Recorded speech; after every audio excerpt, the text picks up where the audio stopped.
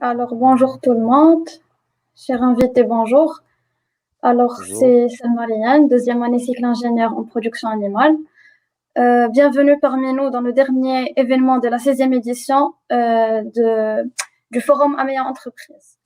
Alors, le forum de cette année a été sous le thème Génération Green, développement de l'entrepreneuriat agricole et rural vers des agrosystèmes durables et résilients, adoptant 2 conférences et un atelier. La première conférence faite vendredi discutait le thème prospective de l'entrepreneuriat rural, Génération Green. La deuxième, hier, concernait la transition vers des agrosystèmes durables et résilients dans la génération green. Et l'atelier d'aujourd'hui est sous le thème Premier pas vers l'entrepreneuriat agricole. Alors malheureusement, on aurait bien aimé que ce forum soit en présentiel comme chaque année, mais comme on dit, on fait avec ce qu'on peut. Donc, mais la pandémie n'a fait qu'accentuer notre motivation pour faire de cet événement virtuel un véritable succès. Alors, en attendant peut-être que plus de personnes nous rejoignent, on va vous présenter la vidéo du programme d'aujourd'hui.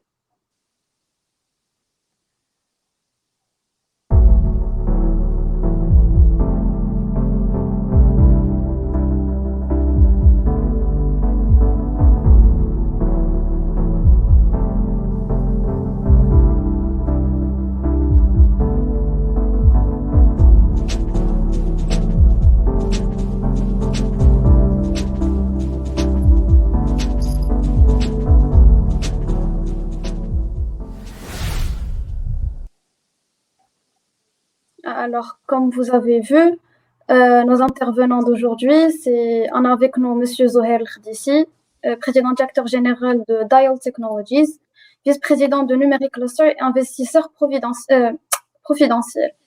Nous avons aussi Monsieur Rachid Rami, lauréat IAVIST et directeur au Centre régional de l'investissement à l'oriental. Et finalement, Monsieur Anas Qtani, directeur du pôle insertion et entrepreneuriat et enseignant-chercheur EH2C.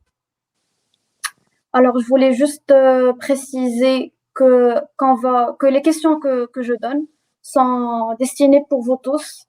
Alors, pour qu'on ait un petit peu une discussion et un va-et-vient. Donc, je pense que je vais commencer avec avec une question pertinente d'abord. Est-ce que vous pouvez nous raconter votre expérience dans l'entrepreneuriat?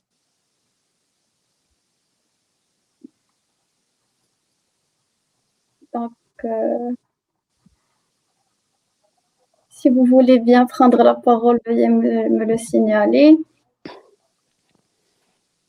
Alors, certainement, ce n'est pas à moi que la question est destinée parce que je ne suis pas dans l'entrepreneuriat direct, mais je suis dans la promotion de l'entrepreneuriat et je serai très, très ravi de vous en parler, Inch'Allah, en détail. Bonjour, c'est Rachid. Bonjour, c'est Zohair. C'est un plaisir de se retrouver. Les jeunes, Bonjour, c'est Thierry. au moins, ils se remercient pour ça, pour cette belle initiative de nous faire rencontrer et de partager à nous tous cette expérience. Et là, ils inversent les rôles. C'est eux qui posent les questions. Hein, donc, Exactement. Ils se vengent sur les professeurs. Ils ont raison, tout à fait raison. Ah, vous avez raison. Alors, je propose à notre ami Cézoël s'il peut déjà ouvrir le bal et on va tous intervenir sans autre problème. En tant qu'entrepreneur, on se retrouve souvent autour des panels et on le fait avec grand plaisir. C'est toujours un grand plaisir, c'est Anas. C'est toujours un grand plaisir. ولكن أنا ما نبداش. قال لك إذا حضر الماء بطل التيمم.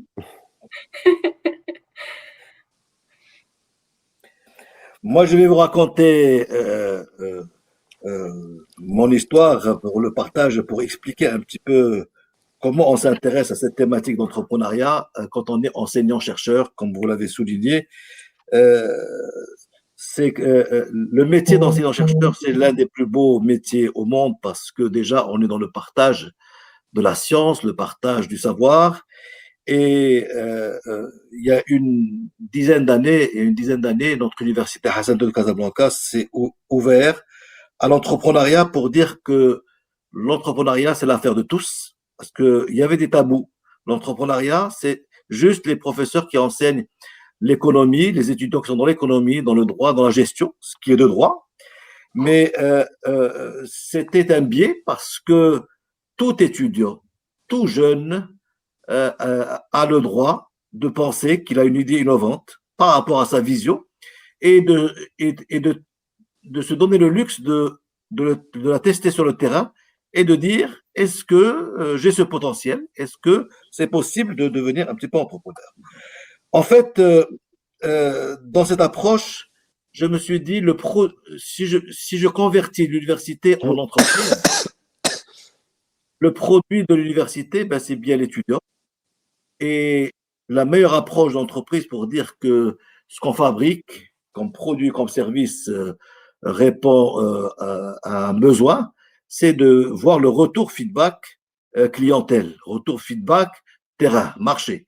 Et au niveau de l'université, ben, c'est bien beau d'enseigner la science, mais il faut toujours se remettre en cause et de dire, est-ce que cet étudiant qui sort d'une école d'ingénieur, d'une licence, d'un master, d'un doctorat, est-ce qu'il répond à quel pourcentage par rapport au marché? Et de ce fait-là, ben, notre rôle ne doit pas s'arrêter uniquement à l'enseignement. C'est de se dire comment optimiser au mieux une formation pour que vous, les jeunes, qui nous écoutent aujourd'hui, soient dans une situation confortable, c'est-à-dire en termes de salarial ou en termes d'entrepreneuriat. Donc, ce jeu-là, on a commencé à donner un petit peu aux jeunes avec la nouvelle formule que j'aimerais bien partager avec vous aujourd'hui de étudiants entrepreneurs, de dire ne cherchons pas le prix Nobel, peut-être un jour il viendra tout seul, partez d'une idée simple qui vous passionne. Ce mot est très important. Déjà, vous vous torturez dans les études, ben, essayez dans ce jeu-là d'entrepreneuriat, essayez de dire, moi je suis passionné dans le domaine agricole, dans d'optimisation d'une nouvelle recette, si on est en agroalimentaire, ben, je vais essayer de puiser autour de ça et de dire comment, dans ce contexte-là, tout le monde parle bio, tout le monde parle des aliments sans pesticides, des aliments qui sont agressés par des produits chimiques conservateurs et j'en passe. Comment, en étant ingénieur agronome comme votre profession, que je respecte beaucoup, grande école, comment je vais essayer de donner un nouveau produit qui répond à ce label. Alors, quand on est ingénieur, ben, on a un atout par rapport à monsieur tout le monde qui veut se lancer dans ça. Aujourd'hui, on trouve beaucoup de monde qui se prétendent vendre du bio.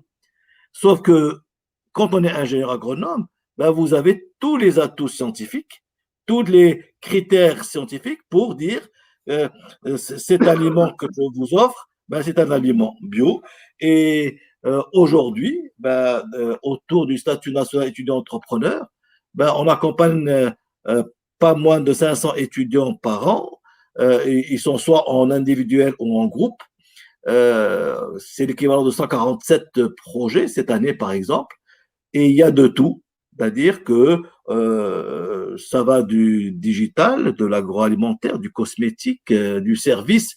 Et notre rôle, c'est pas encore de se transformer en professeur pour leur dire ce qu'il faut faire. On est des facilitateurs. On les écoute et souvent la solution vient de vous. Et aujourd'hui, ben, on est heureux de continuer dans cette belle aventure. Et je ne pourrais que encourager encore plus dans ce contexte Covid qui va continuer à vivre avec nous sous différentes.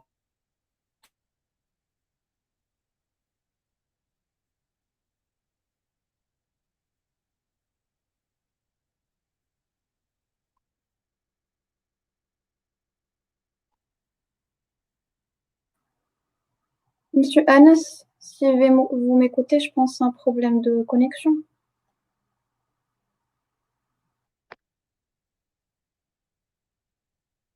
On n'arrive plus à écouter, effectivement.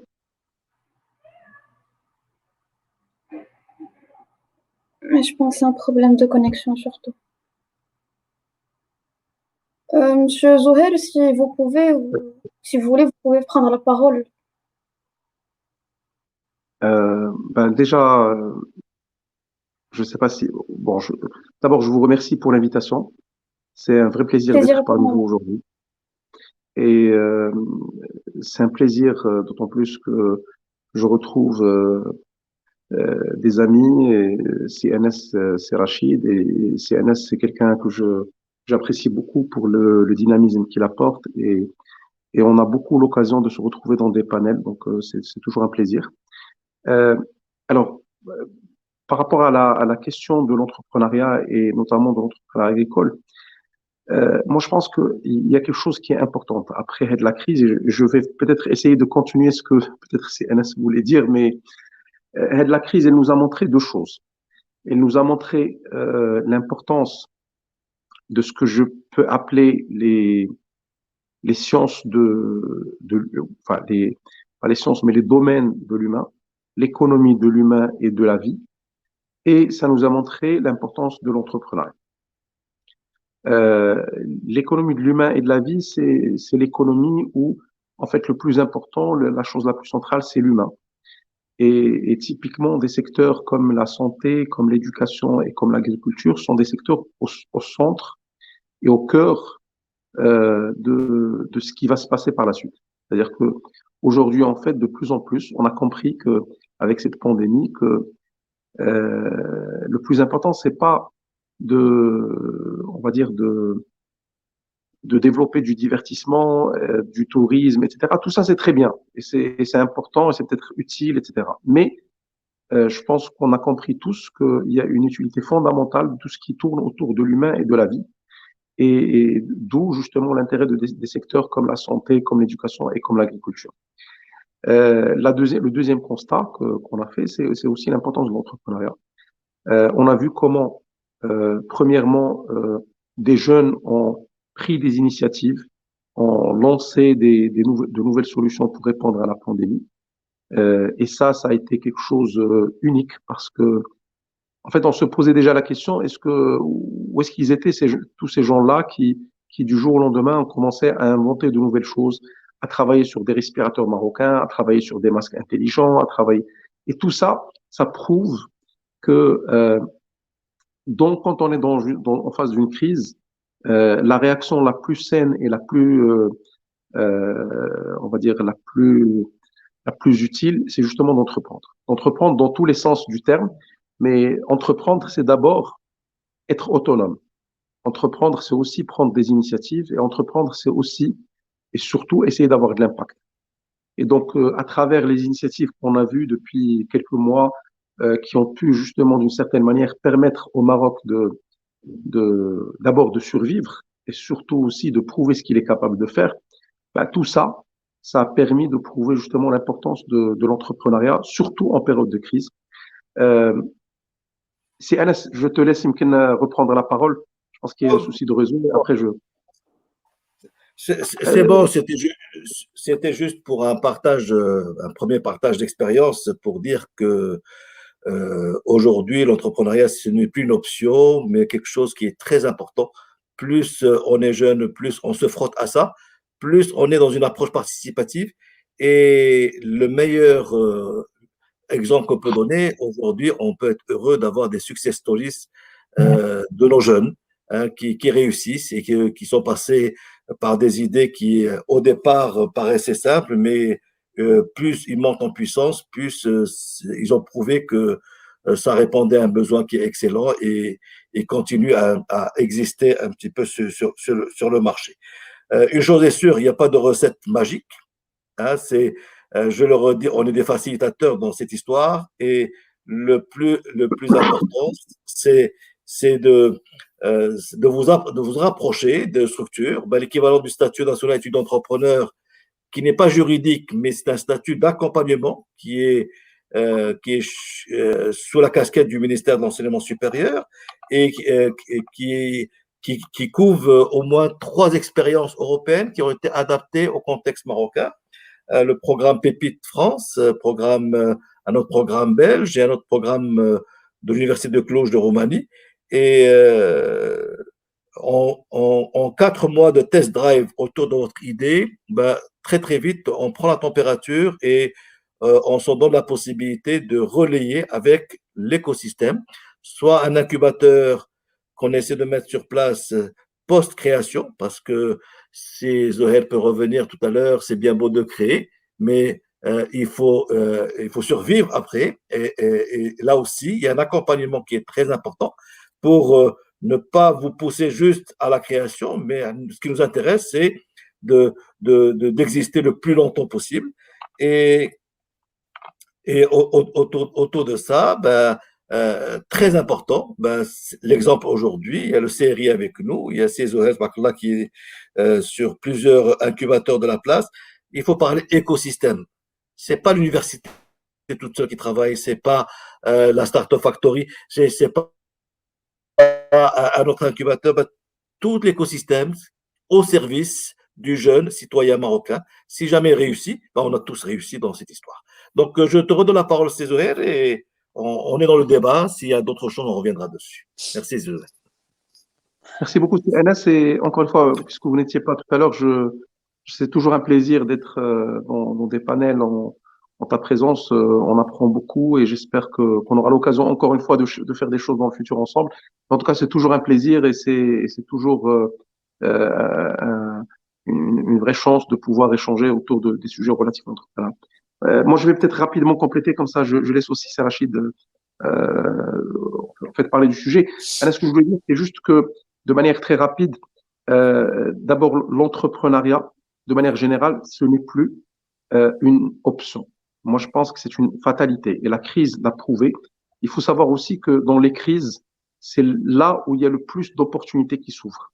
Une crise, généralement, elle reconfigure beaucoup de choses, notamment elle reconfigure les besoins des consommateurs, elle reconfigure le comportement des consommateurs, elle reconfigure les marketplaces, c'est-à-dire les équilibres de force entre les différents acteurs du marché, et toutes ces reconfigurations ouvrent de nouvelles opportunités.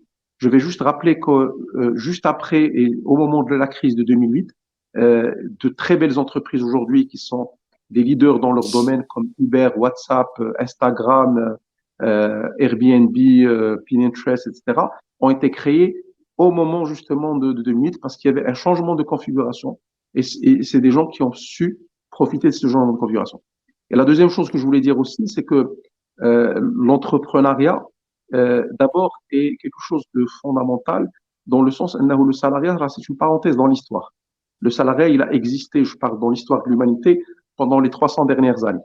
Au Maroc, le salariat existe pratiquement que à partir de la deuxième moitié du XXe siècle. Bon, avant, ça ne veut pas dire qu'il n'y avait pas de salariés, mais en fait, le principal salarié étaient les gens qui étaient dans l'armée ou dans ce type de métier.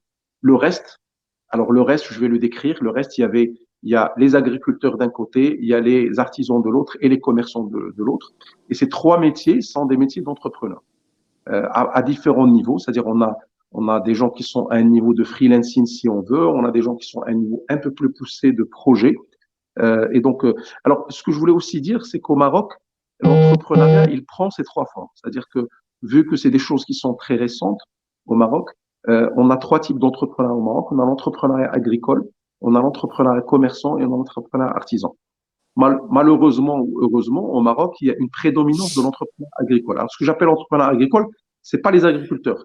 C'est la forme, oui, c'est la forme d'entrepreneuriat qui est en fait basée sur le labeur, sur le travail, sur l'effort et sur une sorte d'attente du ciel. Donc ça, c'est une forme d'entrepreneuriat qui est plus ou moins prédominante au Maroc. On a l'entrepreneuriat commerçant qui aussi existe dans les pays où il y avait le plus de commerce au Maroc. Donc ça continue à exister, je pense, ça continue à se développer. Et on a l'entrepreneuriat artisan qui est un entrepreneuriat un peu plus basé sur ce que je vais appeler le marketing et l'innovation, un mélange entre le marketing et l'innovation. Donc, ces trois formes d'entrepreneuriat continuent à exister au Maroc, comme j'ai dit, avec une prédominance d'entrepreneuriat agricole au sens, pas au sens métier, mais au sens nature et forme de cet entrepreneuriat. Moi, je pense qu'on doit être amené à développer toutes les formes de manière équivalente et que même dans le domaine, on va dire, agricole, comme j'ai dit, qui est un domaine de vie et qui rentre dans l'économie de vie, il faudra qu'on développe des solutions un peu plus poussées, un peu plus élaborées que ce qu'on avait l'habitude de faire. Moi, j'ai eu la chance d'être associé à une entreprise, associé dans le cadre, familiale à une entreprise qui est dans le domaine, on va dire, de l'informatique agricole, qui s'appelle AgriData, et qui aujourd'hui arrive à exporter des solutions de big data dans le domaine agricole, d'Internet des objets, etc., euh, à l'international. Donc, il travaille déjà de manière assez importante au Maroc, mais il développe aussi des choses à l'international. Donc, je pense que, voilà, l'opportunité est là. Le salarié n'est plus une option et l'entrepreneuriat devient de plus en plus une fatalité. Je pense que la crise aussi a montré que le salariat n'est pas forcément une assurance. Il y a des gens qui ont perdu leur emploi pendant cette crise. Il y a des gens qui n'ont pas perdu d'emploi, mais qui ont peur pour leur emploi dans les prochains mois et les prochaines années. Donc, je pense que la seule sécurité qu'on peut avoir, c'est la sécurité qu'on crée nous-mêmes et non pas la sécurité qui nous est proposée par les autres. Et la seule sécurité qu'on peut créer nous-mêmes, c'est quand on crée une entreprise, quand on se prend en main, comme j'ai dit tout à l'heure, avec l'autonomie, avec la prise d'initiative et avec l'impact, et qu'à un certain moment, on arrive à faire des choses indépendantes de nos efforts à nous. Voilà. Donc, de ma part, je souhaite tout d'abord féliciter les jeunes de l'association pour leur invitation, d'abord. Je les remercie énormément. Et puis également pour leur esprit de résilience, parce que ça montre encore une fois l'ingénieur de l'Institut agronomique qu'il ne baisse pas les bras et il travaille dans toutes les conditions. Il réagit au changement conjoncturel et c'est tout à votre honneur. Donc, excusez-moi, va qui est un peu enrhumé. Donc, Mademoiselle Badidi m'avait demandé de présenter mon parcours professionnel avant d'entamer mon intervention. Donc, lauréat de l'Institut agronomie, filière de l'industrie agroalimentaire en 2005. Filière que j'ai quittée très rapidement parce que j'ai intégré le ministère de l'Industrie au niveau de la direction des études et de la planification industrielle. Et donc, très tôt j'ai entamé à l'époque la déclinaison territoriale de la stratégie émergence, surtout sur son aspect développement des zones industrielles. Et donc, j'ai passé à peu près 6 ans au ministère de l'Industrie. Après avoir effectué un master en management public à l'ISCAE, j'ai changé et j'ai intégré la CDG. J'ai quitté Rabat et j'ai rejoint les régions, donc la région de l'Oriental, dans laquelle je suis, ça fait 8 ans.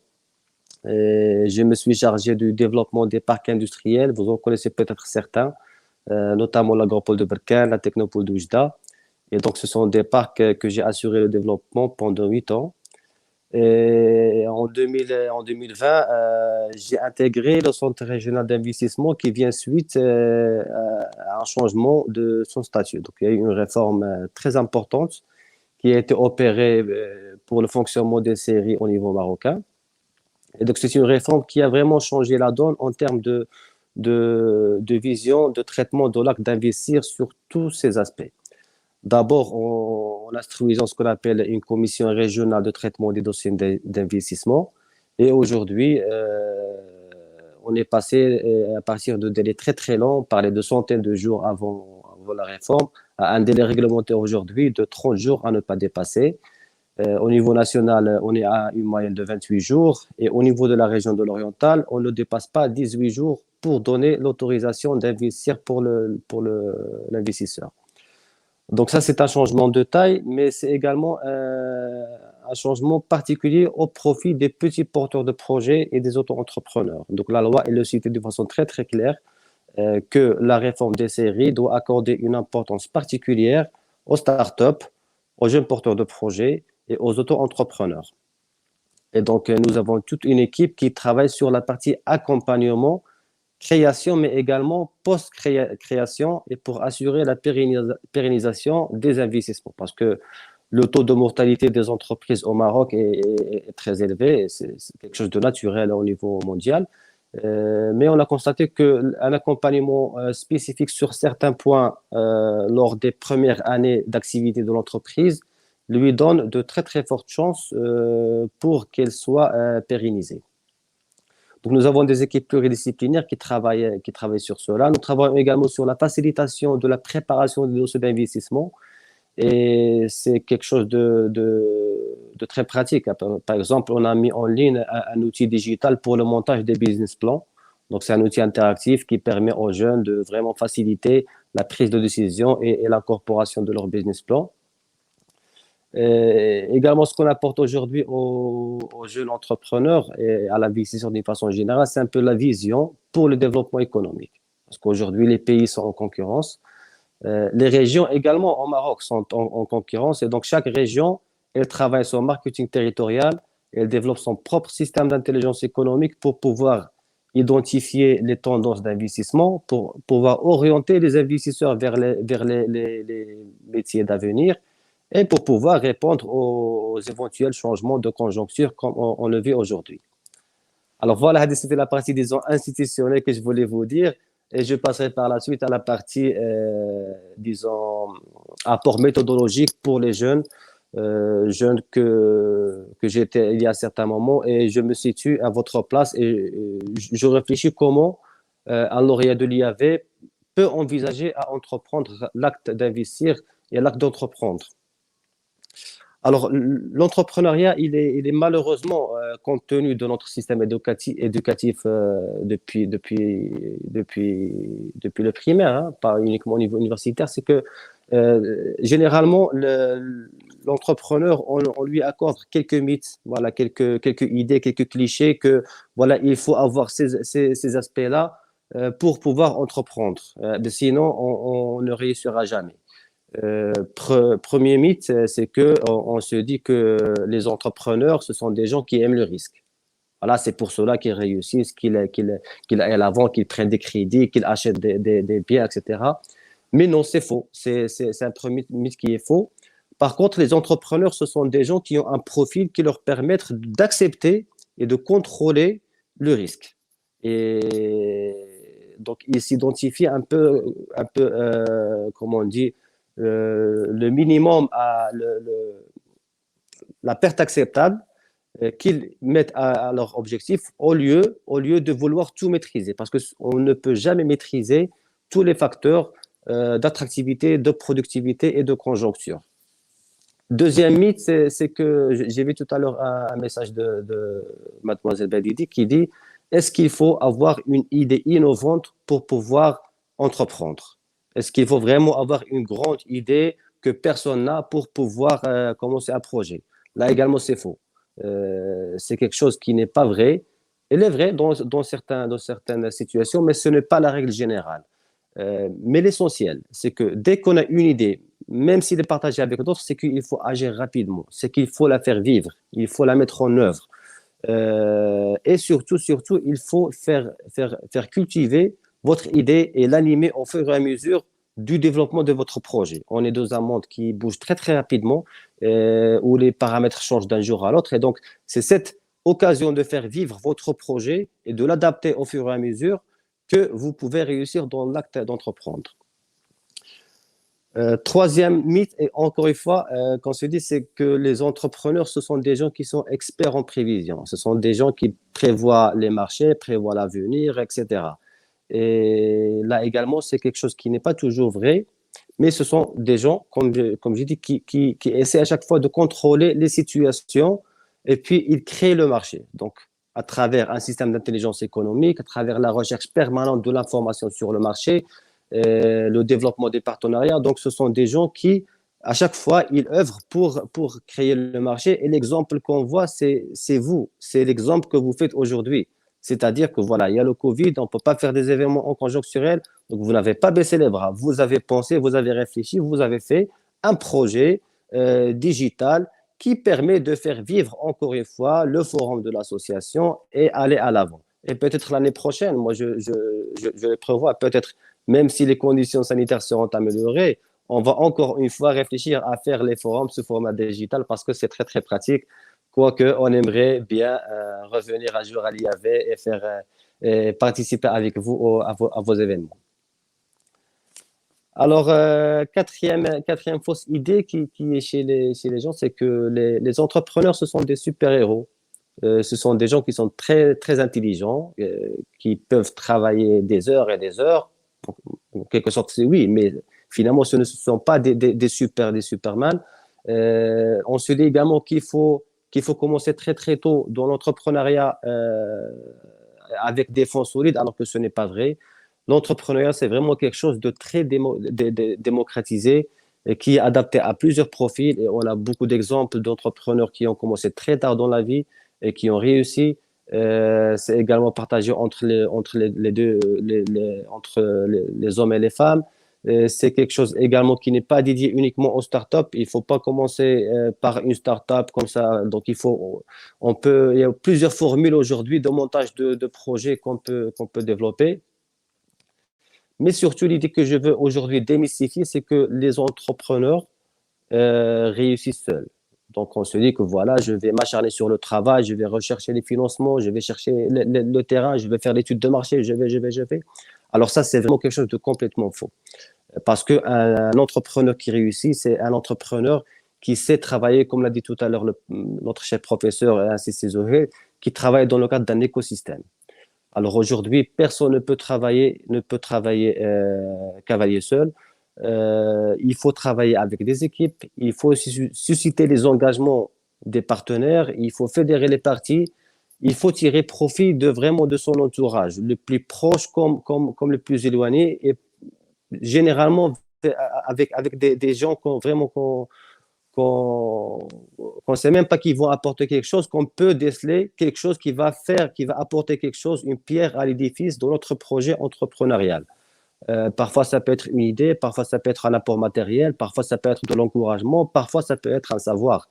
Et c'est ça l'écosystème dont vous voulez parler tout à l'heure, notre chef professeur, c'est que l'écosystème, ce n'est pas uniquement en termes de produits, mais c'est également en termes de savoir et d'accompagnement et de coaching. Et le CRI aujourd'hui, il est l'un des partenaires dans l'écosystème de développement entrepreneurial, comme l'Institut agronomique, comme l'université, comme les banques, comme les incubateurs. Alors voilà, donc si aujourd'hui les jeunes réussissent à démystifier ces idées de leur tête, vraiment ils auront franchi déjà un pas vers la décision de se dire voilà, on peut commencer à entreprendre. Et là, il y a, avec ce monde qui bouge rapidement, avec ces conjonctures qui sont imprévisibles, on se pose la question, c'est quoi l'entrepreneur de demain? C'est-à-dire par rapport au passé, par rapport à ce qui s'est passé, comment se situe l'entrepreneur dans les années à venir et qui doit être un entrepreneur résilient? La question est très philosophique et très compliquée. Les gens aujourd'hui sont en train de se pencher dedans. Mais je pense qu'il y a 4 choses sur lesquelles tout projet doit s'inscrire. Et ce sont des choses qui sont indispensables. Le premier, c'est le digital. Tout projet aujourd'hui ne peut pas se passer de l'aspect digital. On l'a remarqué durant la crise sanitaire et on va le vivre encore dans l'avenir. Que vous me dites un projet agricole ou bien industriel ou bien de service, il faut que le digital soit aujourd'hui une partie intégrante dans la conception du projet, que ce soit sur la partie production, la partie monitoring, la partie fonctionnement ou bien la partie commercialisation. Le deuxième point, c'est qu'il faut inscrire le projet dans le cadre du développement durable. Là également, c'est l'un des enjeux majeurs de l'entrepreneuriat du futur. C'est que les consommateurs aujourd'hui sont de plus en plus exigeants. On ne peut pas se permettre de faire de la production qui fait mal à la planète, qui fait mal à notre environnement. Et donc, si l'entreprise ne prend pas au sérieux cet aspect, c'est une entreprise, surtout dans le monde de l'agriculture et de l'agro-industrie, où on touche la santé des gens, c'est une entreprise qui est vouée à l'échec. Alors, troisième facteur également qui est stratégique aujourd'hui dans l'entrepreneuriat, surtout pour les ingénieurs, pour les chercheurs, c'est l'aspect innovation et recherche et développement. Avant, c'était quelque chose, c'était un luxe pour les entreprises. L'entreprise qui peut se permettre d'innover, de faire de la recherche, elle a des parts de marché plus importantes, elle peut s'ouvrir à de nouveaux horizons. Mais aujourd'hui, c'est quelque chose de fondamental et de stratégique. On ne peut pas s'en passer. On l'a vu encore une fois, cette crise de Covid, vraiment, elle nous a montré beaucoup de choses et elle nous a raccourci une dizaine d'années pour pouvoir vraiment être convaincu par rapport à certains aspects. L'innovation aujourd'hui, c'est quelque chose de stratégique pour tout le pays et pour l'entreprise. C'est une question de vie ou de mort parce qu'on est dans un monde qui bouge d'une façon très, très rapide, où les paramètres de productivité et de compétitivité ne sont pas pareils d'un jour à l'autre. Et si on n'a pas une force de résilience, d'adaptation de nos produits, de ce qu'on fait, bah c'est encore une fois, les marchés vont nous engloutir et on ne va pas suivre les tendances internationales. Et puis finalement, un quatrième enjeu également que j'invite les jeunes Diana à s'investir vraiment d'une façon très très massive parce que nos ingénieurs sur la partie technique, ils sont vraiment très compétents. Sur les parties relationnelles humaines, c'est une école qui nous a appris beaucoup de choses. Mais ce qu'il faut aujourd'hui apprendre au-delà du cursus d'ingénieur, c'est tout ce qui est lean management et soft skills. Parce que on est dans un monde compétitif où les coûts de production sont très très serrés et vraiment les enjeux en termes de productivité et de compétitivité se jouent à des échelles très faibles. Et donc c'est le pouvoir que va développer l'entrepreneur avec encore une fois dans le cadre de son écosystème à mutualiser les ressources, à collaborer avec sa concurrence. C'est bizarre ce que je dis, mais par ailleurs on le fait dans le cadre des clusters de production, de collaborer avec la concurrence, avec les clients, avec les fournisseurs, de coopérer encore une fois avec le monde de la recherche et le monde du savoir pour pouvoir développer des projets agiles. C'est le terme aujourd'hui qu'on ressent, c'est l'agilité en termes de production. Et l'agilité, elle ne concerne pas uniquement la production, mais également la partie management. Donc aujourd'hui, le porteur du projet, c'est un manager qui doit vraiment être, pas polyvalent, mais agile. C'est-à-dire, il peut s'adapter aux circonstances qui arrivent et répondre d'une façon très, très rapide aux nouvelles données sur lesquelles il est situé sur le marché. Donc voilà, je ne vais pas trop monopoliser la parole. J'espère que les quelques idées que je vous ai données sont un peu claires et je suis ouvert à répondre à d'autres questions, que ce soit institutionnelles ou bien entrepreneuriales, encore une fois. Alors, merci beaucoup à tout le monde. Je vais rebondir sur ce qu'a dit M. Rachid. Alors, M. Rachid, il a mentionné les fausses idées qu'on a sur un entrepreneur et ce qu'il doit y avoir dans un projet à entreprendre. Donc ici, on va parler des compétences qu'un entrepreneur doit avoir. Donc, si M. Zouhir ou M. Anas veulent bien prendre la parole. Bon, je remercie Sir Rachid. Il représente excellemment le CRI et de toute façon à Casablanca, nos jeunes sont souvent orientés vers le centre régional d'investissement et ils coopèrent de façon très agile, pour reprendre votre terme. Oui, la priorité aujourd'hui a montré que avant de parler entrepreneuriat proprement dite, on s'intéresse beaucoup à la personne, à l'entrepreneur que vous êtes. J'ai seulement en face de moi, donc j'en profite de lui dire que aujourd'hui la difficulté c'est pas le projet lui-même, c'est la personne qui va le porter. Ce que nous avons constaté avec notre modeste expérience, c'est que souvent ils ont un fort potentiel mais qui est masqué. Masqué pourquoi? Parce que les soft skills ne sont pas là. Aujourd'hui, ce mot est très à la mode, mais on l'utilise souvent à tort et à travers. Mais peu importe, le plus important, est-ce que la personne se connaît elle-même? Est-ce qu'elle sait ce qu'elle veut? Souvent, elle arrive chez nous, on détecte que le projet tient la route, mais c'est comme un paquet emballé qui nous ramène et il est très pressé de repartir. Il aurait aimé qu'on fasse le projet à sa place parce que il n'a pas cette partie comportementale. Donc, dans notre accompagnement, on fait notre mieux pour jouer avec l'entrepreneuriat, pour travailler la personnalité de l'entrepreneur, du jeune entrepreneur, de le mettre en situation, de le faire rencontrer avec des jeunes qui ont réussi ou qui ont eu des échecs, parce que n'oublions pas, je ne pense pas que statistiquement que les entrepreneurs qui réussissent, ils réussissent du premier coup. Sinon, ça serait trop facile. Donc, un échec, deux échecs, ben, on construit, on réussit hein, lorsque on sait reconfigurer et repartir du bon pied lorsqu'on a eu des échecs.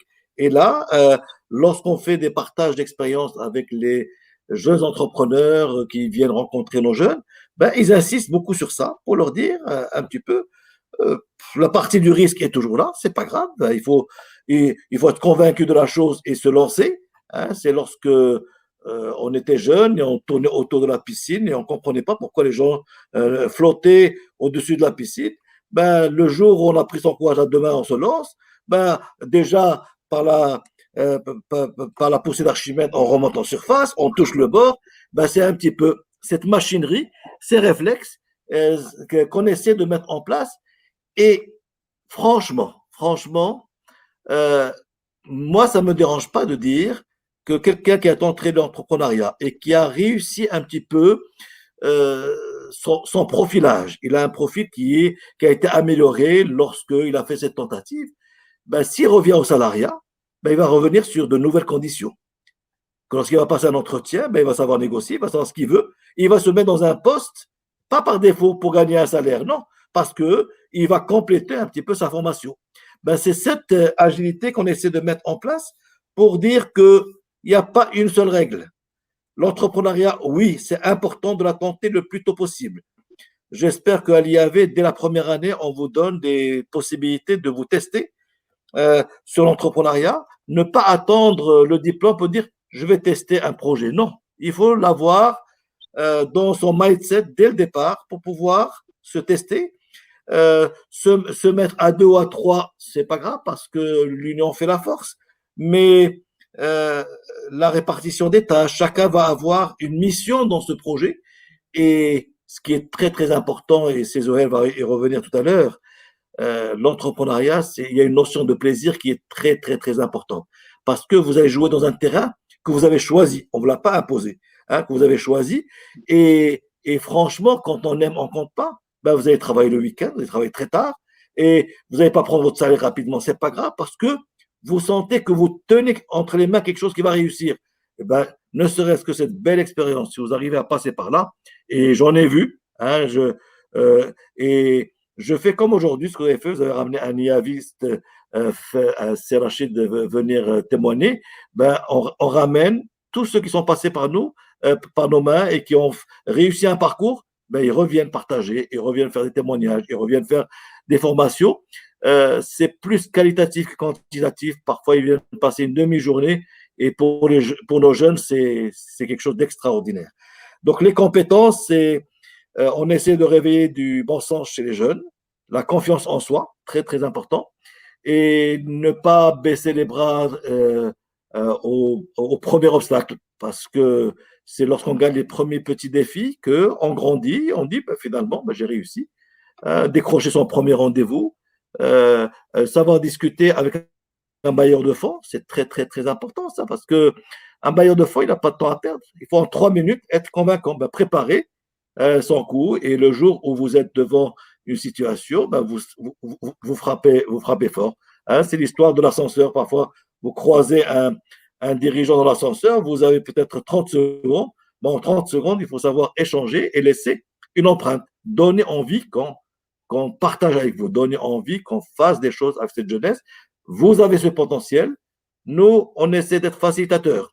On est dimanche, on le fait avec plaisir. Cézoël, il le fait tout le temps, tous les jours, il est sur ces plateaux parce que on est convaincu qu'il y a des choses à faire.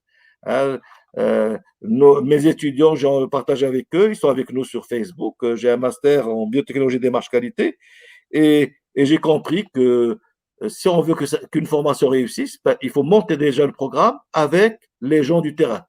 C'est les entrepreneurs, les gens, des responsables RH, des responsables industriels qui viennent avec nous, avec l'équipe pédagogique. Rajouter ce module parce que c'est l'avenir. Etc. Et ils viennent aussi enseigner parce qu'ils vont connaître nos jeunes. Et franchement, aujourd'hui, alhamdoulilah, je suis dans le deuxième plan, ils trouvent les stages eux-mêmes.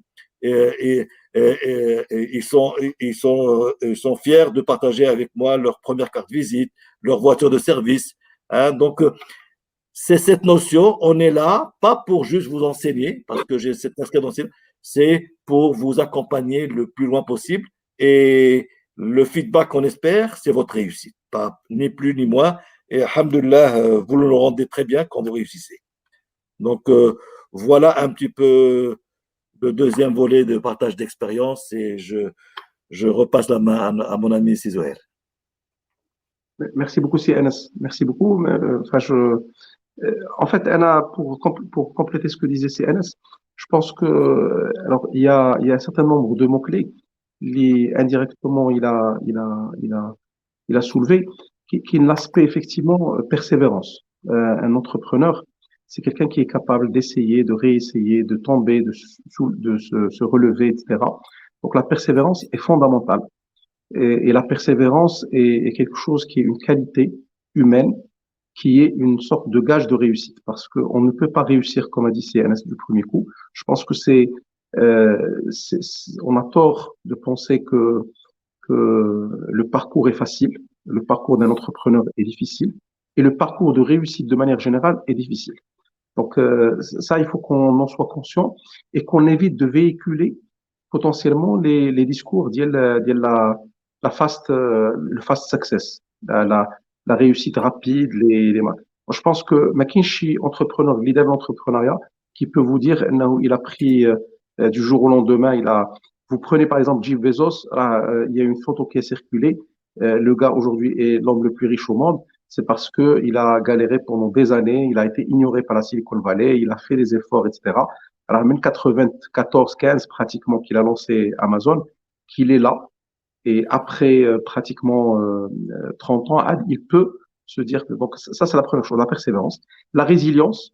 La résilience, c'est la capacité justement que quand il y a des chocs externes, quels qu'ils soient, donc quand il y a des crises, c'est d'être capable de continuer et de se battre contre les conditions externes. Il y a la question de l'agilité qui a été soulevée par Serachid et je pense qu'elle est fondamentale. Un entrepreneur, c'est d'abord quelqu'un qui est capable de s'adapter. L'entrepreneuriat demande d'abord, demande qu'on mette notre ego dans le frigo. Ça, c'est la première règle.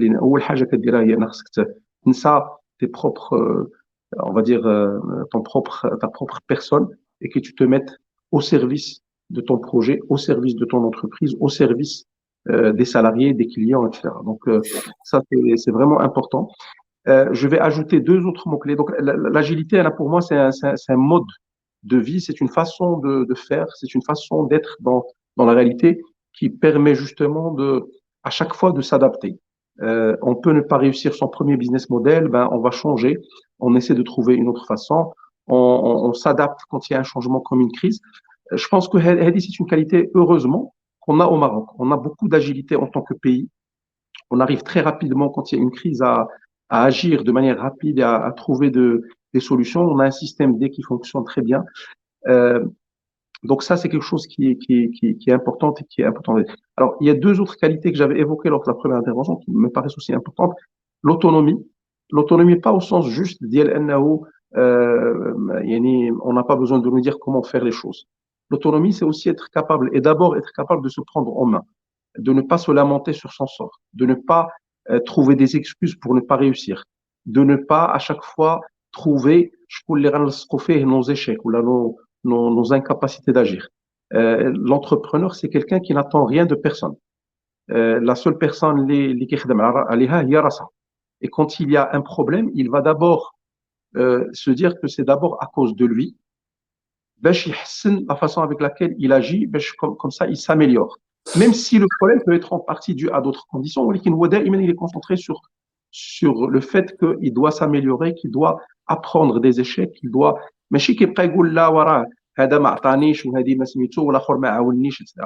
l'entrepreneur, c'est quelqu'un qui n'attend, comme j'ai dit, rien de personne. Et le dernier point, c'est le désir d'impact. Un entrepreneur, c'est quelqu'un qui est habité par une volonté d'impacter. Pourquoi je dis ça? Parce que, contrairement à ce qu'on pense, l'entrepreneur n'est pas quelqu'un qui cherche l'argent. Mais chez Malin, l'argent n'est pas important. L'argent peut être un des éléments de la réussite. S'il voulait que de l'argent, il peut faire d'autres types de carrières. Quand on est intelligent, etc., on peut gagner de l'argent autrement sans se casser la tête avec le fait de créer une entreprise ou de payer des salariés, ou de devoir avoir de la trésorerie, de devoir gérer des clients, etc. Il y a des gens qui font que du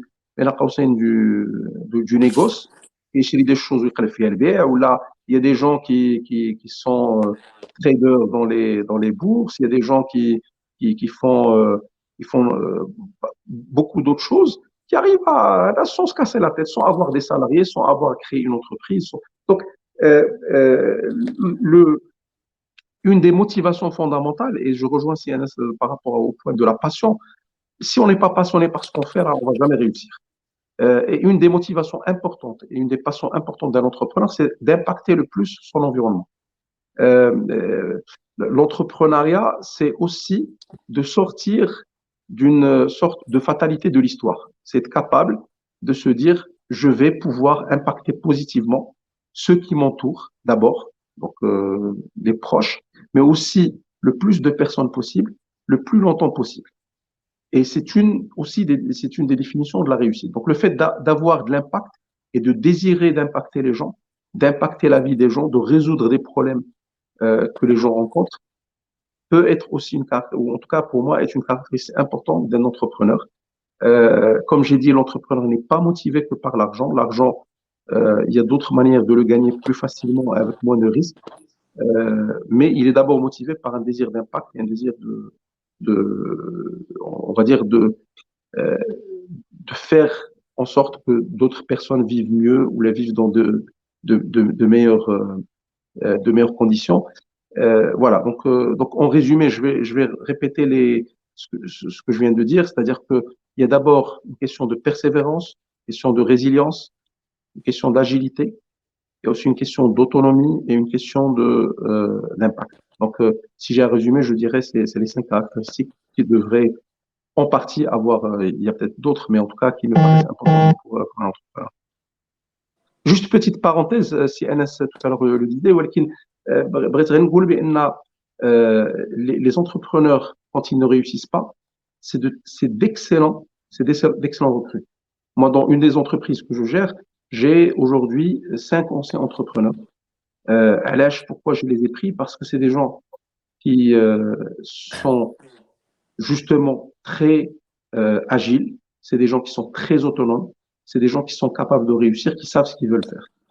Et généralement, c'est de très bonnes caractéristiques aussi pour des salariés, parce que quand je dis salarié, pas forcément salarié au sens exécutant, mais plutôt salarié au sens des gens qui peuvent apporter une vision, apporter une nouvelle dynamique, apporter de nouvelles façons de faire au sein de l'entreprise. Donc, il faut jamais hésiter en se disant oui, mais si j'échoue, personne ne va me recruter, etc. Au contraire, beaucoup de personnes qui étaient des entrepreneurs aujourd'hui, j'étais avec une personne aujourd'hui qui dirige toute la partie innovation chez un opérateur, qui était un ancien entrepreneur, et il y en a énormément d'autres qui ont bien réussi dans de grandes multinationales ou de grandes entreprises nationales ou dans des PME parce que justement ils ont fait ce parcours. Ce parcours, parfois même quand il est court, même quand c'est quelques mois, on apprend dans ce parcours ce qu'on aurait pu prendre 10 ans à apprendre dans un poste de salarié. Exact.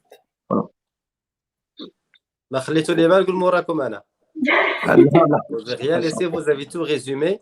Mais les jeunes, ce que je veux qu'ils analysent les deux discours ديالكم la Zouheir ou le professeur Anas, c'est qu'en aucun cas ils n'ont cité un financier ou une connaissance de l'ingénieur ou l'amateur ou شي حاجه. Pas du tout. On parle de soft skills, on parle d'aspects managériaux et comportementaux. C'est le plus important chez l'entrepreneur.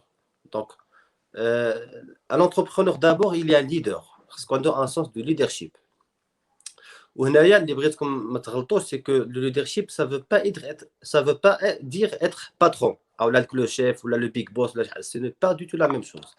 Un leader, c'est quelqu'un qui tire l'équipe dialogue vers l'avant. C'est quelqu'un qui, lorsqu'il le faut, il met la main de la pâte avec ses équipes, il travaille avec eux, il est là pour les motiver, il est là pour il encaisse pour que sa boîte puisse se relever et se tirer vers le haut.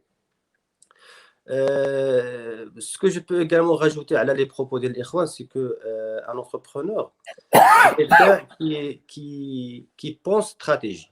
C'est-à-dire que je ne dis pas qu'il doit être un stratège ou là, il compte vraiment un visionnaire dans le développement de l'entreprise. ولكن خاصو يفكر au quotidien. ملي كيمشي للخدمة ديالو الصباح كيقول هاد l'action que je vais faire aujourd'hui, comment il va impacter mon entreprise sur le plan stratégique, pas uniquement sur le plan opérationnel. Où là, j'ai eu l'honneur de côtoyer vraiment des stratèges au niveau national qui travaillaient sur de grandes politiques publiques, où à chaque fois, je me posais la question à quelques décisions qu'ils prennent. Franchement, c'est une décision qu'ils marchent très. Parce que sur l'opérationnel, sur le quotidien, c'est quelque chose qui n'était pas opportune. Mais à travers le fait qu'ils avaient une vision, qu'ils avaient planifié le développement de la stratégie ou le projet, il savait que l'action, il fallait la prendre comme ça. Donc, c'est la capacité de l'entrepreneur au quotidien, ملي كيكون في هذاك لو تراك تاع الكوتيديان الخدمه تاع النهار وهذاك il peut se retirer وتكون عنده هذيك la vue d'en haut sur le projet ديالو ويقول voilà comment mon action peut impacter le développement de mon entreprise sur le futur. Également, quelque chose qui est très important, et là, vraiment, il doit travailler dessus, c'est qu'un entrepreneur a une très, très bonne capacité de communication. Parce que, comme j'ai dit, l'entreprise, c'est une entreprise qui vit dans un écosystème, qui vit avec des parties prenantes. Des parties prenantes, ما يمكنش توقعوا العدد ديال les parties prenantes pour un projet. Vous avez les administrations, vous avez les banques, vous avez les employés, vous avez le syndicat, vous avez les clients, les fournisseurs, les régies, le MAD. C'est au quotidien, c'est question de communication. Et donc, un entrepreneur vraiment qui veut réussir, il doit développer sa force de communication.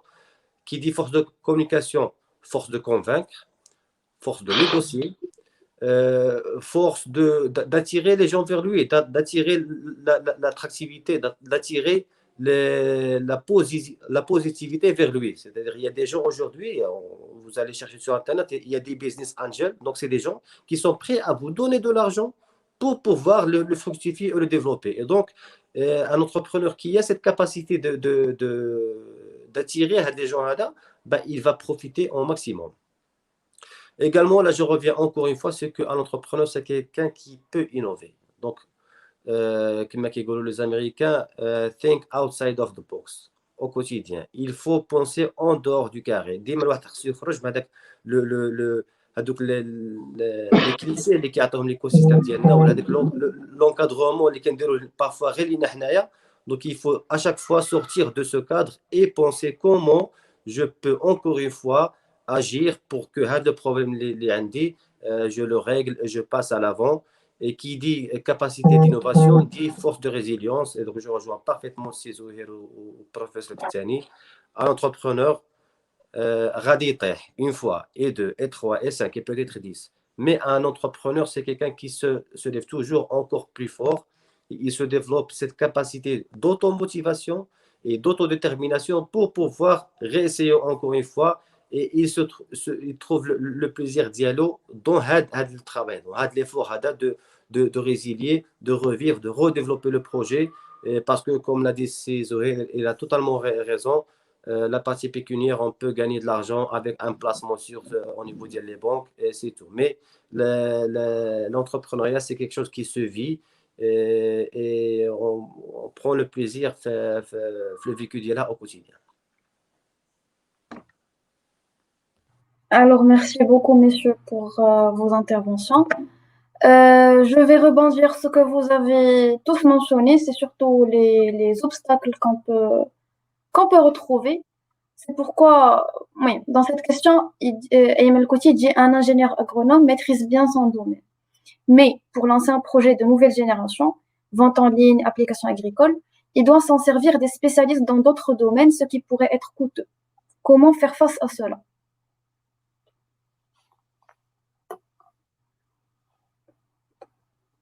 Si vous permettez, comme une petite indication.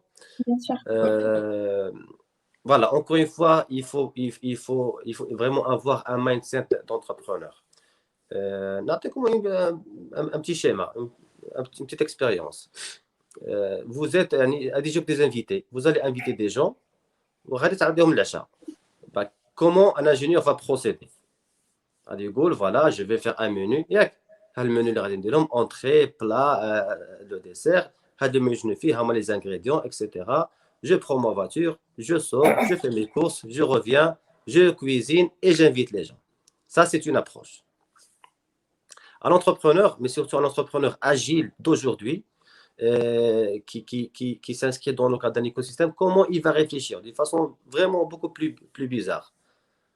Il va rien faire. غادي يمشي يحل في الثلاجه تاعو يحل في الفريغو يشوف شنو فيه داكشي اللي فيه تماك il va cuisiner avec. ولا il va se dire il me manque هادي. Il va appeler un voisin. شنو غادي يقول له؟ غادي يقول له خاصني هاد ليمون هذا واش عندك؟ يقول له عندي. يقول له جيبوا لي tu te rejoins معايا جي تعشى معايا نتايا. Il va vraiment beaucoup plus loin. شنو غادي يقول؟ غادي يعيط لك les invités ديالو غادي يقول لهم انا بغيت نطيب لكم هذه في العشاء عافاكم اللي عندكم هذه جيبوها معايا. شنو qu'est-ce que ça veut dire cela? Ça veut dire que l'entrepreneur il doit toujours être à la quête de l'écosystème ديالو ديال des gens avec qui il va attirer. On les appelle des parties prenantes. Comme j'ai dit tout à l'heure, les parties prenantes, ça peut être des actionnaires, ça peut être des gens qui aident, ça peut être des business angels, ça peut être des banques, etc. Mais un entrepreneur ne peut jamais tout faire. À chaque fois, il aura besoin de compétences qui viennent de l'extérieur pour pouvoir compléter le puzzle ديال le projet ديالو. Il a comme l'exemple des projets, مثلا Facebook, كان Mark Zuckerberg au départ جاب Facebook avec l'approche classique, c'est-à-dire faire étude de marché, faire un business plan, faire lever des fonds, etc. Ça aurait été vraiment impossible à le faire.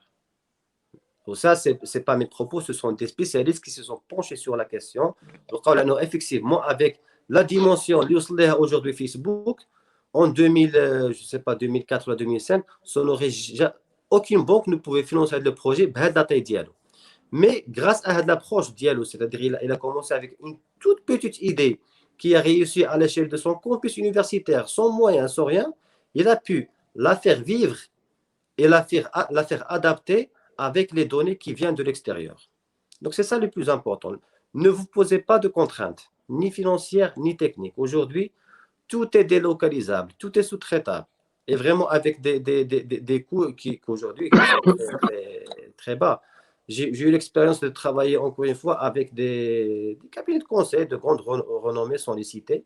On travaillait très très tard, jusqu'à des heures très tardives de soir. On discute des choses, le rapport, ils ne font que saisir sur certains papiers. Et puis le lendemain matin, à 9h, on vient avec le rapport finalisé, mis au point, etc. Mais comment on fait? Mais c'est à travers une sous-traitance, parce que c'est un travail. Ils ont jugé qu'ils n'ont pas à le faire eux-mêmes, parce que il y a des gens qui peuvent le faire à leur place, d'une façon beaucoup plus professionnelle et avec un bas coût. Et ça va de soi avec tous les projets d'investissement aujourd'hui. Il y a des gens aujourd'hui qui décortiquent les projets en des éléments et à chaque fois, ils le soumettent à des spécialistes qui le font à leur place. Donc, il ne faut pas penser vraiment l'entrepreneur doit tout faire, il doit avoir vraiment tout l'argent du monde pour développer son projet, mais il doit être ouvert à son écosystème, à ses parties prenantes et à chaque fois, il trouvera quelqu'un qui peut lui porter appui.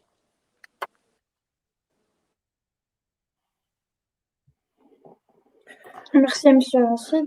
Très bien. Que quelqu'un voudrait... Oui, monsieur. دابا فهمنا العرض على السي رشيد خصنا نجيبو معنا دي شوز سا سي امبورطون غادي يفو خصنا نجيبو معنا كلشي هاد العرض سهله سي رشيد دونك انا je prends note mais j'ai compris c'est la multiplication des parties prenantes. C'est pour schématiser exactement. Là j'ai compris c'était pour mettre une touche. Il faut dire qu'on revient de très loin. Il y a 26 ans, j'ai commencé ma carrière universitaire et déjà à l'époque, personne ne parlait d'entrepreneuriat de façon systématique comme on le voit aujourd'hui. Et notre culture nous poussait à faire beaucoup d'études, à encourager à faire beaucoup d'études. Et on nous faisait croire qu'il y avait le tapis rouge pour trouver le meilleur emploi du monde. Et le temps a montré que les choses ont changé. Et que notre rôle aujourd'hui, c'est de réveiller un petit peu du bon sens chez les jeunes et de dire une licence, c'est une licence. Ben, vous pouvez devenir entrepreneur avec une licence. Vous pouvez travailler avec une licence et ne pas toujours avoir le réflexe de dire licence, master, doctorat, pourquoi pas deux doctorats. Mais ça va ne faire que retarder un petit peu l'échéance. Et on demande plus aux jeunes d'être un petit peu responsables. Alors, le Maghreb, quand même, il se positionne. Hein. Il y a pas mal d'efforts qui ont été faits. Ben, le CRI est bien positionné pour voir un petit peu toutes les possibilités d'accompagnement qu'on peut trouver. Au niveau de financement, c'est vrai que souvent on pense que si on n'a pas d'argent, on n'entreprend pas. Alors, on dit que considérez, vous avez besoin de 300 000 dirhams, il y a qu'un d'abord. Un bon projet hein, ne devrait pas avoir de problème de financement. Alors, il y a le projet et le porteur du projet. Le porteur du projet aussi, là aussi, c'est quelqu'un qui croit en son projet, qui sait avoir toutes les qualités qu'a souligné Césaire tout à l'heure, et j'ai pris note, et on est tout à fait d'accord. Maintenant, pourquoi c'est important d'organiser ce genre de séminaire, et je félicite les jeunes de la MEIA de ce genre d'initiative, et nous aussi, on est partie prenante, c'est de dire que le puzzle, il est là, mais il n'est pas encore bien rassemblé. Les financements, oui, Kainin. Mais il faut dire quand même que le discours qui est tenu dans les médias et la réalité, ben, un grand gap. Si on lâche un jeune tout seul, ben, je pense que pour trouver le bon bureau, le bon formulaire, la bonne personne, donc là, il faut un accompagnement. Il y a des choses, il y a un besoin, et l'écosystème, ben, il s'efforce avec tous les moyens de bord pour devenir facilitateur et rendre les choses un peu plus faciles. Et il y a la partie administrative, oui. Auto-entrepreneur, on peut le faire en ligne, mais tout le monde n'est pas à l'aise là-dessus, tout le monde n'est pas en confiance par rapport à ce système.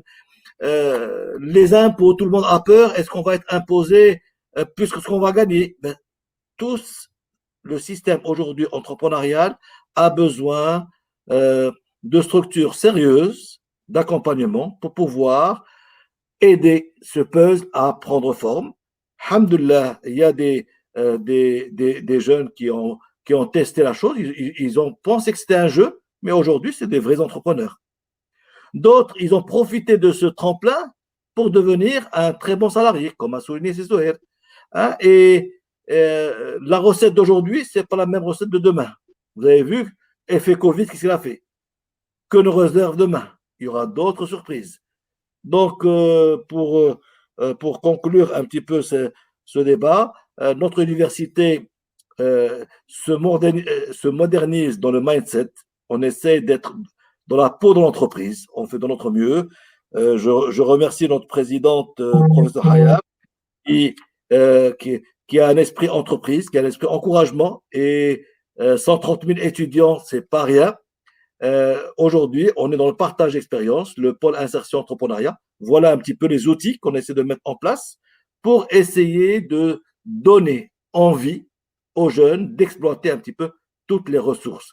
Alhamdoulilah, الشباب ديالنا عنده معطيات كبيرة وعنده ما يعطي parce que cette action qu'on fait aujourd'hui, c'est une action citoyenne avant de dire entrepreneuriale parce que arrêtons de dire chômage, arrêtons de dire machakil, mais quand on essaie de voir les solutions, ben, il y a beaucoup à faire et alhamdoulilah, le Maroc, vous avez vu comment on a géré un petit peu la vaccination au Maroc, vous avez vu comment on a géré un petit peu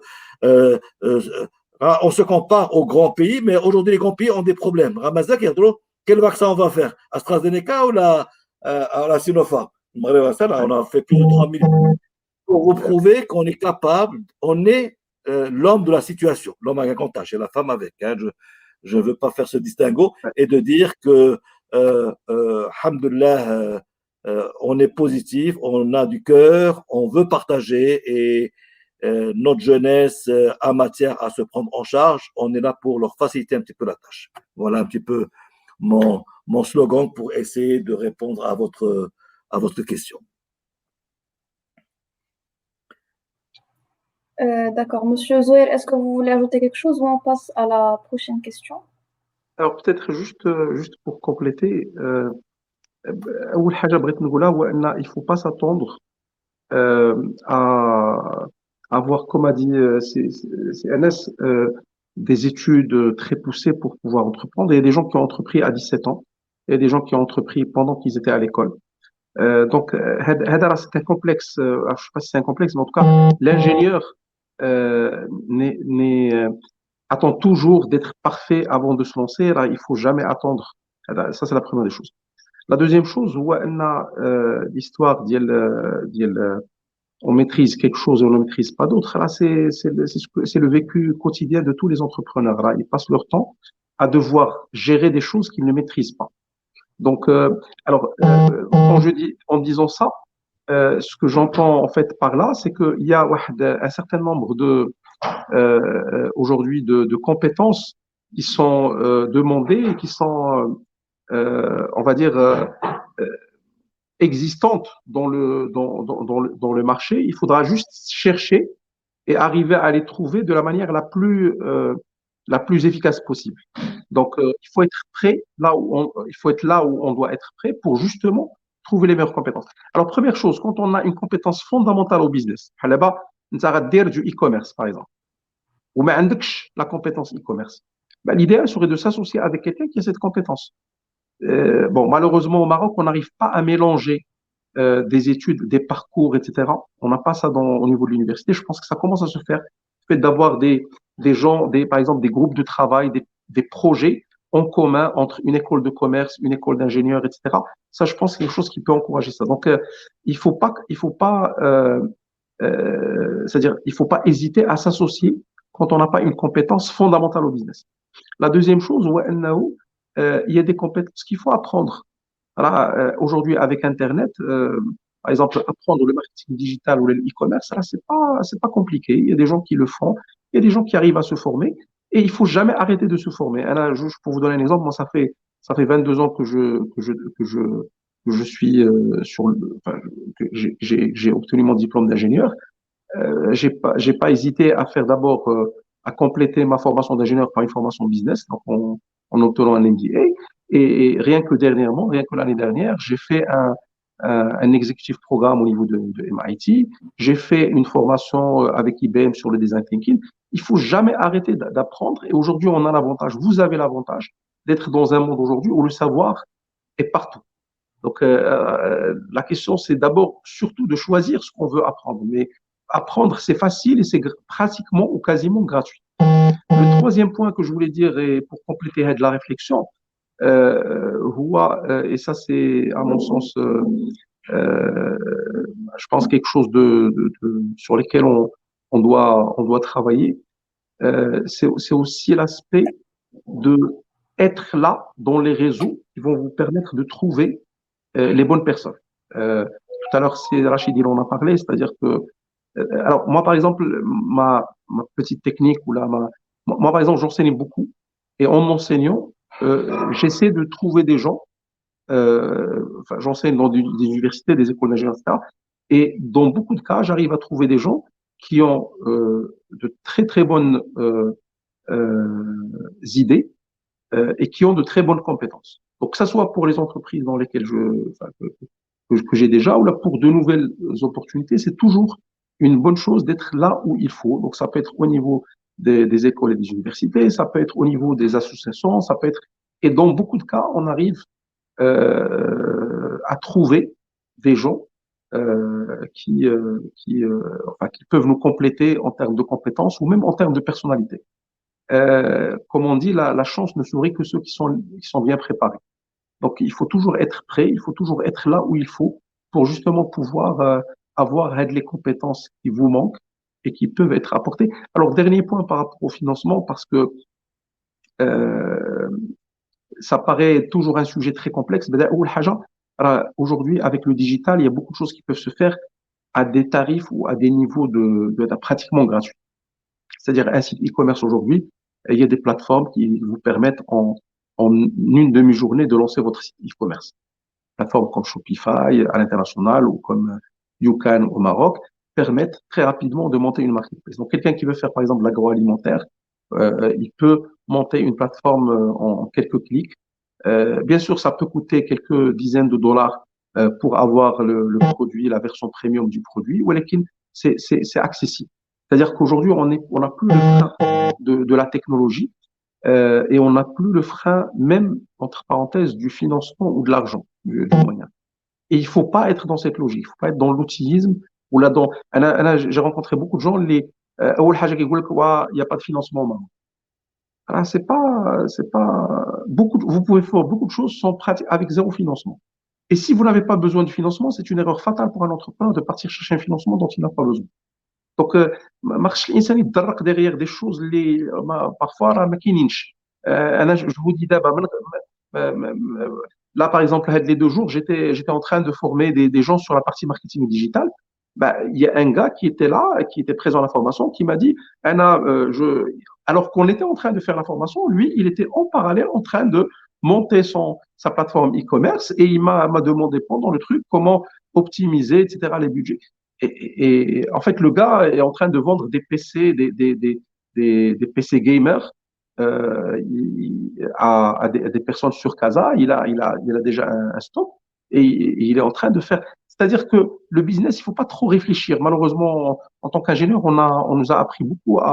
Moi, je suis moi-même ingénieur. On nous a appris beaucoup à réfléchir, à être dans le top-down, c'est-à-dire réfléchir en amont, à faire des stratégies, etc.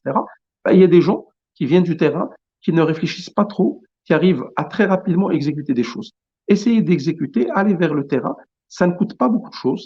Et quand ça coûte, alors au-delà des plateformes dont j'ai parlé, il y a aujourd'hui des freelances que vous pouvez acheter, recruter partout dans le monde à des prix très dérisoires. Vous pouvez recruter quelqu'un en Inde. Il y a une plateforme qui s'appelle Upwork.com, qui est une plateforme de freelancing. Vous pouvez trouver un freelance en Inde qui va vous faire votre plateforme à des prix défiant toute concurrence. Il y a des plateformes qui vous proposent du code prêt à l'emploi à des tarifs de 100 dollars, 150 dollars, etc. Donc, maintenant, si vous avez besoin de financement, et je peux le comprendre, à ce moment-là, effectivement, et je rejoins un peu ce que disait Rachid, trouver des gens qui sont capables. Moi, j'ai aussi une casquette de business angel, donc j'accompagne un certain nombre de projets. Rien que sur l'année dernière, donc j'ai accompagné une dizaine de projets. Donc, trouvez des gens qui sont prêts à financer votre projet. Vous pouvez toujours dire qu'il n'en existe pas, mais peut-être c'est que vous n'avez pas cherché suffisamment. Il faut savoir, comme a dit Anas tout à l'heure, l'argent, c'est pas ce qui manque. Et l'argent, par défaut, il cherche juste le gain. Il a le cas de bons projets. كيقول لك المثل المغربي يقول لك تسقط ما كيهرب من دار العرس الانسان الى لقى الربح شكون كيرى انت براسك اي واحد فينا les jeunes qui nous regardent اي واحد فيكم s'il avait de l'argent et qu'il a trouvé un bon projet pourquoi il va s'empêcher d'investir quand c'est quelque chose qui va pouvoir être rentable pour lui. Donc Zama, ne pensez pas que alors dans beaucoup de cas ce qui me parfois je constate c'est que beaucoup de gens qui critiquent et qui disent que ما كاينش هذا وما كاينش فلوس كتلقاهم عندهم des projets qui ne sont pas suffisamment aboutis. Et c'est normal, ما غيلقاش لانه le projet ديالو il n'a pas travaillé dessus de manière profonde pour que ça devienne un projet unique et intéressant et innovant, etc. Donc et je termine juste parce que ce qu'a dit Anas, c'est important. Le Maroc aujourd'hui a donné un signal fort à sa jeunesse d'une certaine manière. Encore une fois, je ne parle pas politique, je parle dans la réalité des choses. Le fait qu'on soit aujourd'hui très bien classé dans la vaccination, le fait qu'il y ait eu des mesures uniques qui se sont faites au Maroc, qui ont été saluées, prouve que des choses sont possibles au Maroc. Ça nous donne un espoir. Et l'espoir est un élément fondamental de l'entrepreneur. Le gouvernement a fait des choses, a fait des erreurs, des machins, etc. C'est pas mon sujet. Mais je dis, quand on a vu ce que le Maroc a pu faire, on ne peut qu'en être fier, premièrement. Et deuxièmement, on a tous quelque chose qui se débloque dans notre tête, qui nous permet de dire, donc on est capable d'être classé 4e, 5e, 10e. On est capable d'aller plus loin et de se classer premier, deuxième.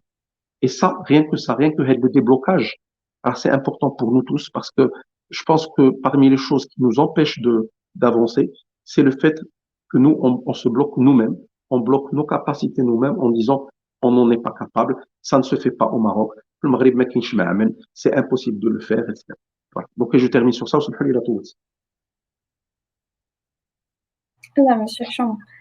Alors, je vais passer à une autre question. امتحان طويل شيماء, elle dit... Ah, طويل ها تفضل تفضل كينتقموا بروفيسور كينتقموا على غلط ouais, le cours, il dure 2 heures. Elle le fait très bien, Selma. Allez-y. Sheyma, elle dit, l'entrepreneuriat marocain est-il jugé parmi les entrepreneuriats à succès mondial? Sinon, quelles sont ses limites?